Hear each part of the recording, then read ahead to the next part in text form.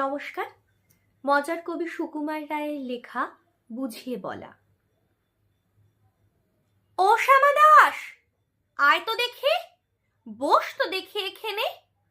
সেই কথাটা বুঝিয়ে দেব 5 মিনিটে, দেখে নে। জ্বর হয়েছে? মিথ্যে কথা, ওসব তোদের চালাকি। এই যে বাবা চেঁচাচ্ছিলে, শুনতে পাইনি? কালাকি মামার ব্যামো, বদ্যি ডাকবি? ডাকিস না হয় বিকেলে, না হয় আমি বাতলে দেব বাঁচবে মামা কি খেলে। আজকে তোকে সেই কথাটা বোঝাবো, না বুঝবি তো মগজে তোর গজাল মেরে গোঁজাবো। কোন কথাটা? তাও বলেছিস? ছেড়ে দিছিস হাওয়াতে? কি বলেছিলেম পরশু রাতে বিষ্টু বোসের দাওয়াতে? ভুলিসনি তো বেশ করেছিস। আবার শুনলে খেতি কি? বড় যে তুই পালিয়ে বেড়াস, মারাসনি যে এদিকে। বলছি দাঁড়া, ব্যস্ত কেন? বস তাহলে নিচুতেই। আজকালের এই ছোকরাগুলোর তর সয় না কিছুতেই। আবার দেখো, বসলি কেন? বইগুলো আন নামিয়ে। তুই থাকতে মুটের বোঝা বইতে যাব আমিয়ে। সাবধানে আন, ধরছি দাঁড়া, সেই আমাকেই ঘামালি। এই খেছে, কোন আক্কেলে শব্দকোষটা নামালে? ঢের হয়েছে, আয় দেখি তুই, বস তো দেখি এদিকে।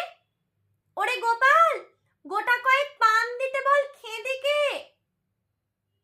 বলছিলাম কি, বস্তুপিণ্ড সূক্ষ্ম হতে স্থূলেতে, অর্থাৎ কিনা লাগছে ঠেলা পঞ্চভূতের মূলেতে।